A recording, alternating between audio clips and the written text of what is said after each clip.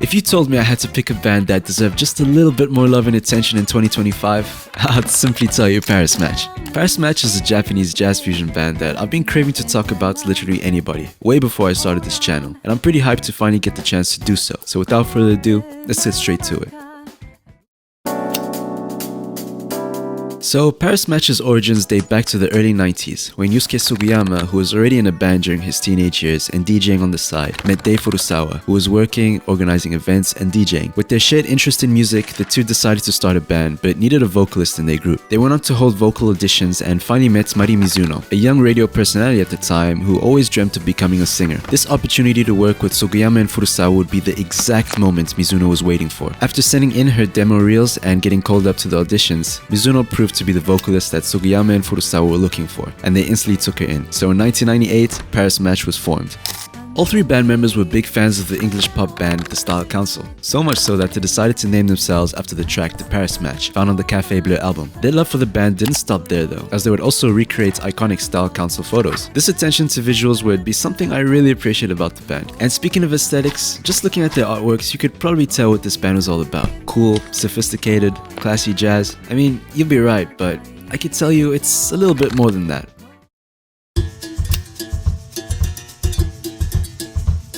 In April 2000, the band finally released their debut album, Volume 1. Though only 6 tracks long, it was more than enough to give a glimpse of what this trio could do. With Mizuno's sweet vocal cadences floating across a variation of smooth jazz, funk, and bossa nova compositions provided by Sugiyama and Furusawa, this would be the perfect entry album at the time for these newcomers.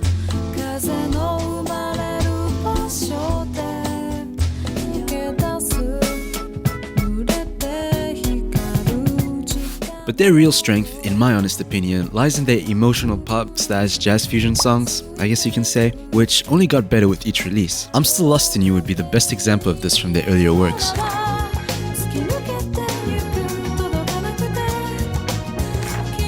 Now, after Volume 1, they released another 11 albums up to this point, but I want to skip ahead to 2002, to the album Type 3, the album that got me hooked.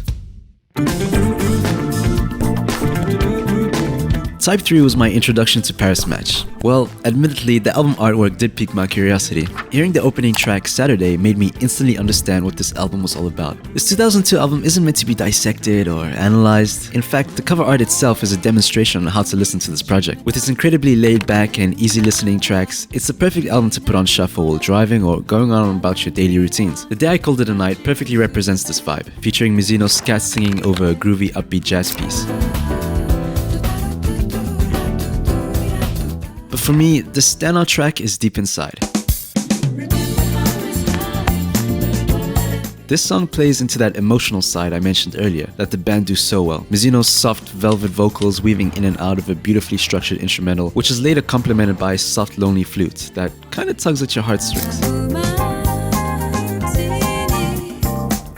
Not to mention the lyrics and meaning of the song, depicting a very familiar feeling where two strangers who fell deeply in love slowly start to drift away from their relationship and eventually becoming strangers to each other once again. If you haven't already noticed, every Paris Match album has its number in the title, a neat little detail showing the lineup of the albums, such as Volume 1 being their first album, PM2 their second, Type 3 and so on. And this leads us to their fourth album, Quattro.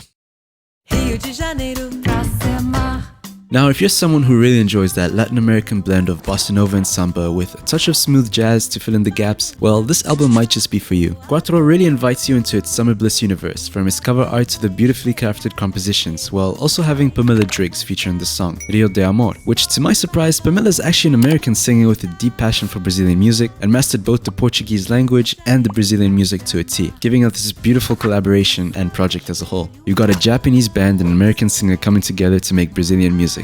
And somehow it works so perfectly. It's like two people from different parts of the world coming together and speaking a common language. And I find it so hard not to sing along to songs such as Summer Breeze.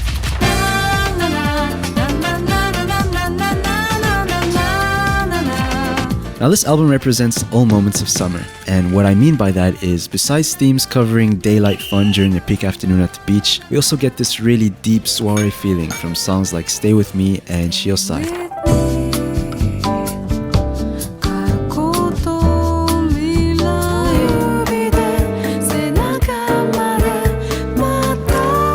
The next album I want to shine a spotlight on is their latest release, and a personal favorite of mine, Round 12.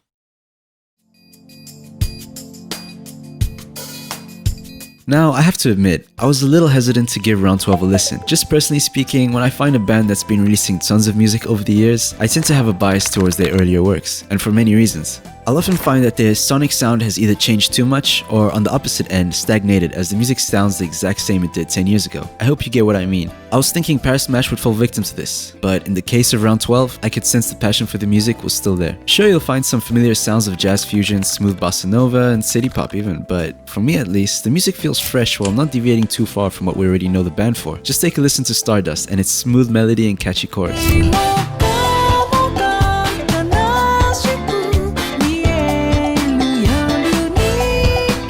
And my personal favorite, Bahia Sunrise. It starts off with this strange synthesized loop that had me puzzled at first, but suddenly transitions seamlessly into this Latin-infused bop, and carrying over to this motivational chorus, which you'll also find on the cover art.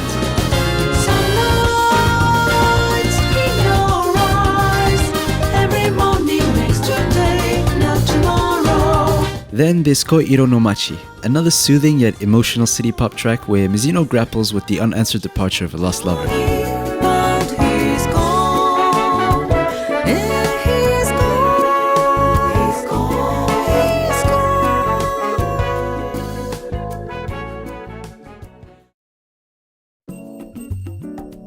While the band is still active today, performing at shows like Billboard Japan, they've been reduced to only the duo of Mari Mizuno and Yusuke Sugiyama. So what happened to Tai Furusawa? Well, he kind of left the group in 2007, and when I say kind of, it's mostly because he's still involved with writing the lyrics for the band and also assisting in these AI music videos that they've been releasing recently. Mari Mizuno has also been exploring her own path with her 2 solo albums, Mariage and Salon de Mari. Anyways, I hope you've enjoyed the video. Let me know who else you'd like to see me cover, and thanks as always.